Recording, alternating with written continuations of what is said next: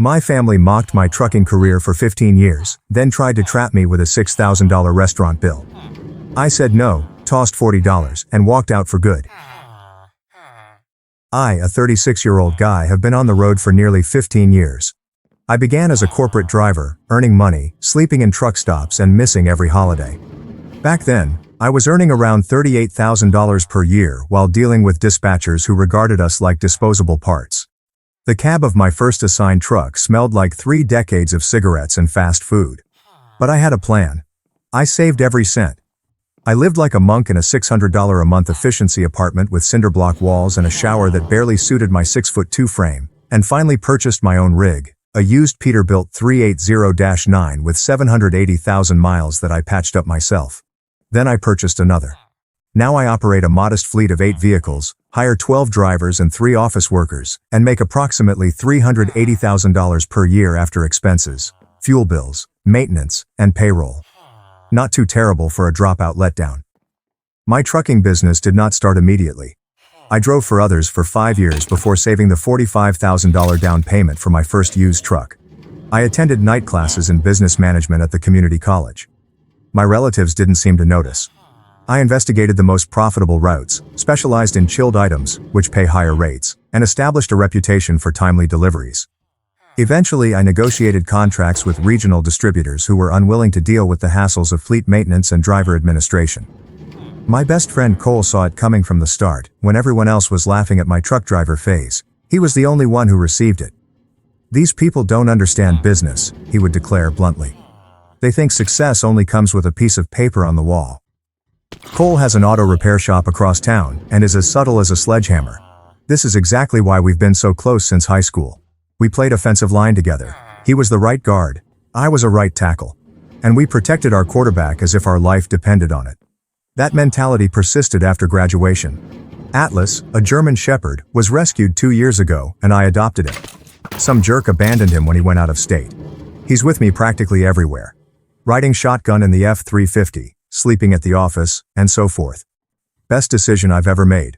When dealing with a family like mine, having someone who is truly devoted makes a difference. Atlas has become the unofficial mascot for my company. My drivers bring him snacks. The ladies at the office treat him rotten. And my clients always inquire about him. He has greater social skills than I do, honestly, and he has a terrible feeling about people. If Atlas dislikes you, he typically has a good reason. Meanwhile, my 39-year-old brother Victor took the proper way. He earned his accounting degree, married his college love, Lauren, and they had 2 children, a boy and a girl, aged 8 and 6. Isn't it the perfect American dream? Victor earns roughly $90,000 working for a large firm downtown. He has a 4,000 square foot property in the suburbs with a $2,800 monthly mortgage, a leased BMW 5 Series that he can barely afford, and approximately $40,000 in credit card debt that he does not discuss. Dad believes he walks on water. Every Christmas, Victor brags about their recent family vacation or the new golf clubs he purchased. However, I did see his credit card statements when he left them on the counter when I was in their house. Minimum payments are made throughout the board. The guy is drowning in debt, but he acts as if his life is on the line. My parents are also pieces of work. Dad, a 63-year-old guy, spent his entire life as a middle management at a manufacturing facility, often moaning about being passed up for advancement. His favorite line is, "I would have been VP if it weren't for office politics." Nothing to do with his lousy performance or tendency to claim credit for other people's efforts. Mom, a 61-year-old female, worked part-time at a doctor's office where she largely gossiped about the patients and judged them based on their medical issues. They both have the boomer attitude, in which they believe they worked harder than anyone else, despite having things easier than any generation since. Dad liked repeating stories about how he paid for college by working summers, conveniently ignoring the fact that college cost roughly $500 per semester back then. Mom brags about buying their first property at 23, but fails to reveal that it cost 3 times their annual salary, rather than the 8 to 10 times that young people today pay. Over time, our connection deteriorated. Every time I visited, which wasn't often, Dad would make these disparaging remarks about my employment choice. "I saw one of those big rigs jackknife on the interstate," he'd say over supper. "I guess that's what happens when they let anyone get a CDL these days." Or he'd mention Victor's new promotion in front of me, then ask if I'd considered returning to school. What they didn't realize or decided to ignore was that, while Victor was living paycheck to paycheck in his McMansion, I was quietly developing something significant. My fleet generates $1.8 million in gross income. I have commercial contracts with 3 major distributors, a real estate portfolio of 4 rental properties that earn $5,700 per month in passive income, and a 7-figure investment account. My sister-in-law Lauren was aware though. When Victor wasn't present, she hinted at their financial problems. Victor had to take a cash advance to pay for Timmy's baseball camp, she told me. Or, we're thinking about refinancing again to consolidate some debt. Surprisingly, I've helped them out more than once. When Victor's mortgage was underwater during the housing crisis, I lent him $15,000 and never discussed it again. When Dad's transmission failed in his beloved Cadillac, I paid the $4,800 repair price. When Mom needed dental work that wasn't covered by insurance, I handled the $3,200 bill without a word. When Victor's child needed emergency surgery and their insurance had a $5,000 deductible, guess who paid? They easily forgot about these occasions when it came time to respect what I'd created. That's how families operate, Cole once informed me when we were watching a game. They'll take your help but still treat you like garbage. It's the Thompson family special. He didn't make any errors. I also have a half-sister, Maya, a 27-year-old girl, from my father's brief affair. Mom accepted him back, but always treated Maya as an outsider. Maya and I actually get along well. She is a tattoo artist who has never bought into her family's foolishness. She is the only person I have frequent touch with. For the past 4 years, I've scarcely seen any of them. Last Christmas, I sent gifts to the kids but did not show up for dinner. Maya came to see me on the road once or twice. That was it. I was too busy creating my business to cope with their drama. My blood pressure decreased by 15 points when I stopped making regular contact, according to my doctor. Then, last month, I received the call. Dad was retiring, and they were hosting a special family party at Morton's Steakhouse, reportedly the fanciest restaurant in town. Mom called first, then Victor, and then Mom again. Maya texted me, "They're being weird about this dinner. I think they're up to something." I should have listened to her, but like an idiot, I assumed they truly wanted to patch things up. After 15 years of their stupidity, I had a modest hope that they would ultimately view me as more than a failure. I drove up to Morton's in my F350 Platinum 7.3-liter Powerstroke diesel with 1,500 pound-feet of torque and a custom flatbed in the back for hauling parts as needed. It cost me $84,000 cash with no financing. Atlas sat in the passenger seat, staring at me as if he knew what was coming. I instructed him to stay and crack the windows. He'd be okay for a few hours. The valet examined my truck, showing care for the vehicle and bewilderment regarding the driver. He wasn't sure if I was someone important in business attire or just a contractor who had taken a wrong turn. I handed him the keys and instructed him to park somewhere noticeable. It has a security mechanism that is readily triggered. I lied. I just wanted it so I could view it from inside. Trust concerns, perhaps, but they have served me well. The valet looked at me as if I were carrying meat to the kitchen. Whatever. I've seen that look my entire adult life. People think I'm just an uneducated grunt who takes things from point A to point B. They don't comprehend I handle complicated logistical operations, manage a multi-million-dollar firm, and earn more in a month than most of them do in a year. Their stupidity is not my problem. Inside, I noticed them at a large table in the middle of the restaurant. Dad was holding court, loudly discussing his legacy at the company. Victor sat next to him, nodding to everything like a dashboard bobblehead. Mom was on Dad's other side, occasionally smiling, the phony smile she keeps for public appearances. Lauren appeared uneasy, checking her phone repeatedly. The children were not present. They were most likely with a babysitter. Maya had not arrived yet. There were also a few that I didn't recognize. It turned out to be Dad's boss, Samuel, and his wife, Julia. Great. An audience.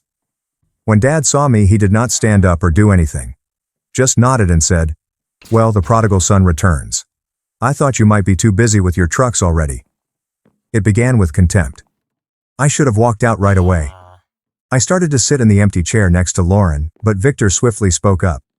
"Actually, Ryan, that's for Maya. You can grab one from another table. This setup is for immediate family and Dad's guests of honor." I gazed at him for a second, taking in what he was saying. I'm not part of the direct family. Mom rushed in with an excuse about the seating arrangement. I looked around the table. Everyone was watching as if this were an exam. Victor had the arrogant look he'd worn since we were children. I grabbed a chair from a nearby vacant table and wedged myself between the wall and the corner of their table. The server approached, confused by the sitting arrangement, but said nothing. "Just some water for now," I advised him. That's when I started to notice things. Dad and Victor kept swapping these expressions. Mom repeatedly emphasized the need of proper retirement planning. Samuel and Julia appeared to be utterly unconscious of any stress, simply glad to be receiving a free supper. When Maya came, she took one look at the setting, arched an eyebrow at me sitting off to the side, and went straight for it. "This feels like a setup," she muttered as she hugged me. "Yep," I gently responded. "Let's see how it goes." She sat in her seat, unaware that no one had reserved a seat for her until I attempted to do so. Another telltale sign. Then the ordering began. Dad went first, proudly stating that he'd have the tomahawk ribeye for $165. Victor and Mom followed suit, placing equally pricey orders. Victor's wife, Lauren, seemed visibly distressed when he ordered both the lobster tail add-on and the black truffle butter, quietly mouthing something resembling, "We can't afford this." Samuel and Julia ordered the surf and turf. Mom made a huge show of urging that they also get appetizers. I soon figured that they had already spent almost $2,000 on one supper. As the food arrived and the beverages poured, it became clear what was happening. Every few minutes, someone would make a comment about my trucking business or inquire how I was doing financially. "Those big rigs must cost a fortune in fuel these days," Victor commented at one point. "What are you paying? Like $5 a gallon?" "Around that," I said, not disclosing that I had bulk contracts with 3 fuel suppliers that maintained my costs 22% lower than retail, as well as a fleet card that provided me an additional 5% rebate. "Ryan's probably doing better than you think," Maya said. "He's actually—" "Oh, I'm sure he's fine," Mom hastily said. "Though it must be hard living in that tiny apartment." I nearly laughed. I hadn't lived in an apartment for some years. I owned a house outright on 5 acres outside the city for $410,000, purchased in cash 2 years ago. But they wouldn't know because none of them had ever visited. My home features a 3-car garage where I keep my weekend car, a 2023 Corvette Z06 that I purchased as a gift for myself after obtaining a significant contract, a well-equipped home gym, and a workshop where I restore vintage motorcycles as a hobby. I am now working on a 1978 Harley Shovelhead that is almost finished. "But Mom, I'm in a small apartment." As dessert menus were handed out, Dad sat back in his chair, noticeably drunk, and said, "Let's go all out. One of everything for the table." The waiter agreed eagerly and raced off to place the order. Victor turned to me with what he probably thought was a subtle expression and added, "By the way, Ryan, we all figured since you missed so many family events over the years, you'd want to handle the bill tonight. Sort of a makeup gift for Dad's retirement. We already told the server." And there it was, the underlying reason for the invitation. All these years, I worried if I was the problem. But this verified everything. They didn't consider me family. They viewed me as a pocketbook. 3 hours and many drinks later, the server appeared with a black leather folder.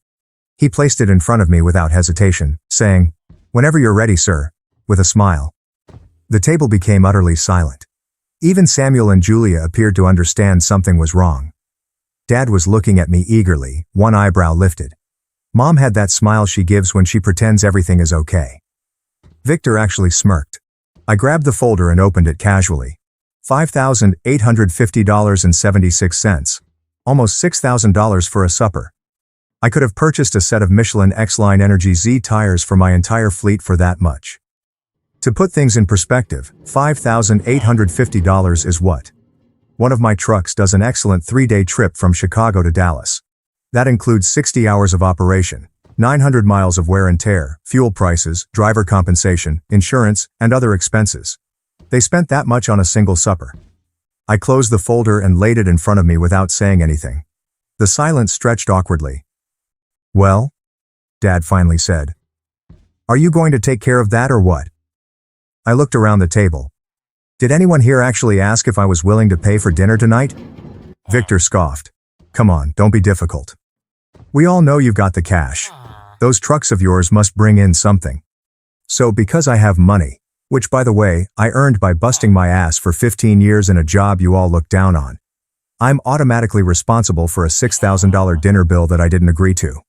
Mom leaned forwards. "Ryan, this is your father's retirement dinner. Don't make a scene." "I'm not making a scene," I explained gently. "I'm just asking a simple question. When exactly did I agree to cover tonight's bill?" Dad's face was turning red. "This is ridiculous. Just pay the damn bill so we can go home." I picked up the folder again, looked at it carefully, and placed it directly in front of my father. No. That single word fell like a bombshell. Dad's mouth practically dropped open. "What did you just say?" he exclaimed. I said no. "I'm not paying for this." Victor went in. "You can't be serious." This was the arrangement. "An arrangement none of you bothered to discuss with me," I remarked. "You just assumed, like you've always assumed things about me." Samuel and Julia appeared exceedingly uncomfortable. Samuel cleared his throat. "Maybe we should contribute our portion." No, Dad replied immediately. "This isn't about you. My son is just being difficult." I slumped back in my chair. "I'm not being difficult. I'm setting a boundary. Something I should have done years ago." Maya tried to hide a smile behind her fingers. Lauren stared carefully at her empty plate. Mom's voice lowered to the lethal whisper she used when she was furious. "Ryan James Thompson, you will pay this bill right now, after everything we've done for you." That had me laughing. Actually, laugh aloud. "After everything you've done for me? Let's review, shall we? You belittled my career choice for 15 years. You excluded me from family events. You've never once visited my business or my home. Dad, you told your golf buddies I was between jobs when I was building a $1 million company. None of you, except Maya, even know what my company does or how successful it's become." Dad started to interrupt, but I raised my hand. "No, I'm not finished. You know what successful retirement planning actually looks like? It looks like the diversified portfolio I started building at 25. It looks like living below your means and investing the difference. Not blowing $6,000 on dinner and expecting someone else to cover it." I took out my wallet, placed $40 on the table for my drink and tip, and began walking away. "Ryan," Mom called after me. "You can't just leave." I turned around for the last time. "Watch me." The expressions on their faces were priceless. Victor appeared to have been smacked. Dad was becoming purple. Mom was performing her frightened Victorian lady routine. As I walked out, I could hear the manager approaching the table. The night was going to become even more miserable for them. I got halfway to my pickup when I heard footsteps behind me. Lauren, Victor's wife, appeared panicked. "Ryan, please," she begged, coming up with me. "They really can't cover this. Victor's been laid off for 3 months. He hasn't told anyone." That halted me in my tracks. "What?" She nodded, appearing depressed. "The credit cards are maxed out. We're behind on the mortgage. Your parents aren't in great shape either. Your dad's retirement package wasn't what he expected. And you thought the solution was to trick me into paying for a $6,000 dinner?" "It wasn't my idea," she replied immediately. "Victor and your dad cooked this up. They figured you wouldn't make a scene in public, especially with Samuel there. Why didn't Victor just ask me for help directly?" "Pride," she replied simply. "And your dad convinced him this would work." I almost felt bad. Then I recalled 15 years of snarky remarks, marginalization, and judgment. Victor had told our extended family that my business was merely a phase, even after I'd made my first $1 million in revenue. Dad introduced Victor's children as his grandchildren, but referred to me as our younger son, as if I were still a teenager rather than an adult running a successful business. "Tell Victor he can call me tomorrow," I eventually said. "We can talk about a loan. But I'm not going back in there, and I'm definitely not paying for that ridiculous dinner." Lauren nodded quickly and returned to the diner. I got into my truck and sat there for a minute, staring out the window. I could see them all arguing around the table. Samuel and his wife took out their wallets and obviously contributed what they could. Atlas perked up when I got in, wagging his tail slightly against the seat. At least someone was pleased to see me. The server hovered around, becoming increasingly disturbed. The manager had joined him. I could only picture how the scene would unfold. But my son was supposed to pay. Well, he clearly isn't going to. "This is outrageous, sir. We still need someone to cover the bill." I started the engine and drove off. My phone instantly began to fill up with texts begging that I return. I shut it off and drove about for a bit, feeling lighter than I have in years. Driving relaxes me. It always has. There's something about being on the wide road that puts everything into perspective. That's why I love trucking from the start. Even when the pay was bad and the hours were long, you had time to think. And that night, I wondered why I had ever anticipated anything different from them. They'd repeatedly revealed their identities to me. It was time I trusted them. I switched on my phone the next morning to see 17 missed calls and roughly 30 SMS. Most were from my relatives, but one from Samuel, Dad's supervisor, piqued my interest. "Ryan, this is Samuel Williams from dinner last night. I got your number from the server. I think we need to talk. There's more going on with your father's retirement than you know." That was intriguing. I called him right back. "Ryan." "Yes. Thank you for calling back," he replied, sounding fatigued. "Look, I feel like I need to clear something up. I'm not your father's boss. I'm his financial advisor." "What the hell?" "Last night wasn't what your father made it out to be," Samuel explained. "He told me it was a family dinner to celebrate your new business partnership with him. Something about you bringing him on as a consultant for your trucking company." I almost choked. "That is utter fiction. He's never been in my business." "I figured as much," Samuel said. "Look, I don't normally discuss clients' situations, but given what happened last night, I think you should know the truth. That dinner last night wasn't actually a retirement celebration. Your father isn't retiring. He was fired 3 months ago for misappropriating company funds.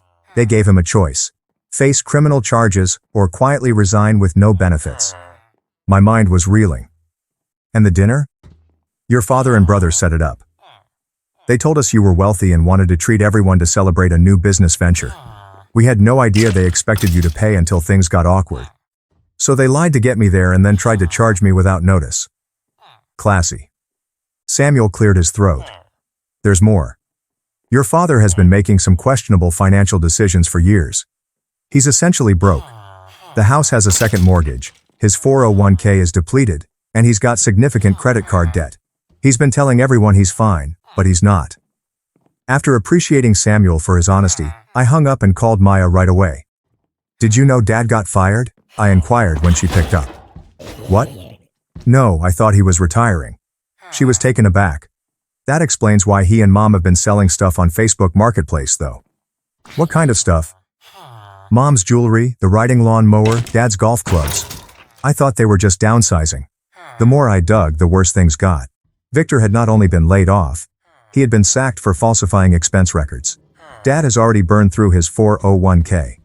Mom had been telling folks that I vowed to look after them when they retired. This is pure fantasy. They'd been living beyond their means for years, hoping to guilt me into bailing them out. The meal was their first attempt to access the bank of Ryan. I called Cole that afternoon and told him about it while throwing a tennis ball to Atlas in the backyard. "You've got to be freaking kidding me," remarked the guy. "So, let me get this straight. They treat you like dirt for 15 years, then expect you to cover their asses when their financial house of cards collapses. Classic Thompson family." He was correct, as always. Cole has been my reality check since high school. When I was considering purchasing my first truck, he sat me down with a calculator and went over the numbers with me. When I was contemplating about hiring my first employee, he helped me calculate the true cost beyond wages. And when I dated that insane woman who keyed my car after 3 weeks, he was the one who stated, "I told you she was nuts, but you had to learn the hard way." So when Cole predicted that my family would crawl back with their hands out, I knew it was just a matter of time. 3 days after the Mortons incident, I received a text from Dad saying, "We need to talk. Family meeting at our house tomorrow at 6. There was no apology or acknowledgement of what had transpired. Just a demand for my presence, as if I were still a child who could be bossed around. I arrived just on schedule, pulling into their driveway in my truck. Atlas sat alert in the passenger seat. I chose to leave him in the truck again, partly because Mom is allergic, but largely because I needed a quick escape route. The house appeared to be the same as always from the outside, but I noticed the lawn hadn't been cut in weeks and Dad's beloved Cadillac was missing from the driveway. Inside, everyone was waiting. Mom, Dad, Victor, Lauren, and, surprise, Maya. They looked awful. "Have a seat, son," Dad said, nodding toward the couch. I remained standing. "I'd rather hear what this is about first." Dad cleared his throat. "We've hit a rough patch. I'm sure you figured that out by now, the company. Well, there was a misunderstanding about some funds, and they decided to part ways." "You mean you got fired for stealing?" I asked plainly. His cheeks reddened. "It wasn't stealing. It was an unauthorized loan I was going to pay back." "You were taking company money without permission. That's the definition of stealing, Dad." "You don't understand the pressure I was under," he said. "We had appearances to maintain." "And Victor?" Victor cast a short glance up. "Creative accounting. They didn't appreciate my methods." Creative accounting, I reiterated. So fraud. Victor did not deny it. He just stared back down at his hands. So now what? I inquired, despite the fact that I was already aware of the outcome. Mom jumped in. We thought, as family, we could help each other out just until things stabilize. The dinner was a test, Dad admits. We needed to see if you'd step up when needed. I laughed. A test I apparently failed. This isn't a joke, Ryan, Mom insisted. We're about to lose the house. Victor's family may have to move in with us. We require assistance. I looked around at everyone. Let me get this straight. You've spent my entire adult life looking down on me for being a truck driver. You've mocked my career, excluded me from family events, treated me like I was nothing. Now that you've screwed up your lives, you expect me to swoop in and fix everything. You're doing well, Dad countered. Those trucks must be worth something. They are.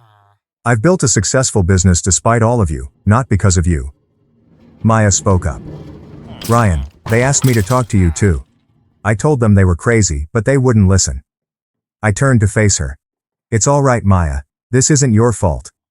I then addressed the rest of them. Here's what's going to happen. I'm not giving you money to maintain the lifestyle you think you deserve. What I will do is offer Victor a job. Victor's head snapped upward. A job doing what? Driving one of my trucks. The silence was terrible. You want me to be a truck driver? Victor finally asked, disgusted in his tone. Yes. Starting salary is $75,000 plus benefits, full health insurance, a $50,000 life policy, 401k with a 3% match. It's honest work, Victor, the kind you look down on.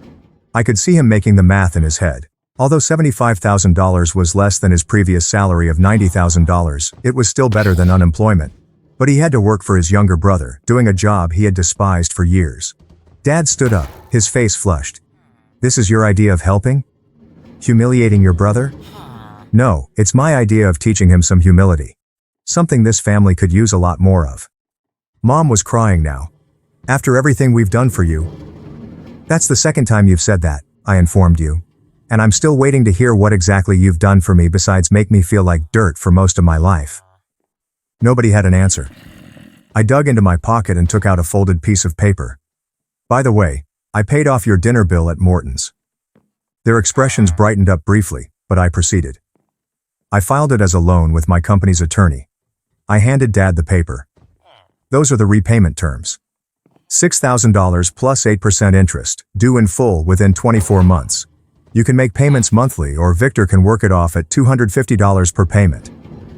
Dad's hands shook while he read the document. This is a joke. It's a legally binding loan agreement. My attorney has already filed the paperwork. You can't be serious, Victor replied. Completely serious. You wanted my money? Fine, but you're not getting it for free, and you're not getting it through manipulation. Lauren looked like she was about to faint. Victor seemed to want to punch something. Dad was becoming purple. Mom stood up dramatically. I can't believe I raised such a heartless son. You raised a son who learned to look out for himself because nobody else would, she said to me, and who learned the value of actual hard work instead of shortcuts and schemes. I turned to leave but then paused. Victor, the job offer stands. It's honest work that pays well. If you're man enough to take it, call me. And what happens if we don't pay the loan? Dad inquired. I turned around for the last time. Then I'll take your house. It's listed as collateral in paragraph 3. It wasn't, and any lawyer would have immediately thrown out the deal. However, watching the blood drain from his face was worth the bluff. Outside, Maya followed me. That was brutal, she murmured, smiling. They had it coming. Oh, absolutely. So what now? You think Victor will take the job? Not a chance in hell, I said. His pride won't let him. But he won't find anything that pays as well, especially with a firing for accounting fraud on his record. Atlas watched us through the window, his head tilted. Maya laughed as soon as she spotted him. At least you've got one loyal family member. The next day, I returned to work as if nothing had happened. I needed to analyze 3 contract bids, approve a maintenance plan, and conduct an interview with a potential replacement driver. 2 weeks later, Victor proved me incorrect. He showed up in my workplace. He looked like hell. I'll take the job, he answered, avoiding my gaze. I looked at him for a moment. Part of me wanted to brag, to shove it in his face. But that's not how I run my business. Good, I said. You start Monday, 5 a.m. sharp. I've never driven anything bigger than my BMW, he revealed. We'll put you through training. You'll need to get your CDL. It'll take a few weeks, but we'll get you there. He felt relieved and thanked me for the first time in his life. After he had left, I called Cole. You're not going to believe this. Victor took the job. Holy, Cole exclaimed. Hell must be freezing over. We'll see how long he lasts, I said. My bet is 3 weeks, Cole stated. Want to put $50 on it? Make it 100. Dad and Mom eventually had to sell their home and relocate to a modest apartment. They still tell family and friends that I'm the monster who won't aid them in their time of need. That's all right with me. I learned a long time ago that you cannot control what others think of you. What about the loan agreement? I never filed nor enforced it. That was not the point. The aim was to demonstrate them that they couldn't influence me anymore. Victor worked as a driver for 3 months before resigning. I won the bet with Cole. However, those 3 months altered him. He had a new regard for what I do. After that, he landed an entry-level accounting job that paid around half of his previous salary. Lauren thanked me for giving him a chance and said he's changed now, over coffee one day. Victor and I are not tight, but we are civil today. He occasionally invites his kids over to swim in my pool and play with Atlas. His son believes Uncle Ryan's trucks are the coolest ever. Maybe eventually I'll teach him how to drive one. Maya lived in my guest house for a while before opening her own tattoo shop with a small business loan that I co-signed for her. She's doing great. She's booked solid for 3 months out and has a developing reputation for custom mechanical designs like the ones on my arm. She repaid the loan in full a year early. Mom still does not speak to me much. Dad tries on occasion, generally when he needs something. I keep them at arm's length. Last month, I added 2 more vehicles to my fleet, signed an annual contract with a national retail chain, and purchased another rental property, which will increase my monthly passive income by $1,900. Business is growing. Sometimes I wonder what would have happened if I had yielded that night at Morton's. If I had paid the bill and continued to be treated as a failure with money. It would not have ended. One bill would have resulted in another. Then came mortgage payments, credit card bailouts, and loans that could never be returned. Instead, I stood my ground, established boundaries, and forced them to face reality. Cole continues to give me grief over everything. Atlas still rides shotgun wherever I go. And I still am not invited to family events. And that is the nicest thing that has ever happened to me.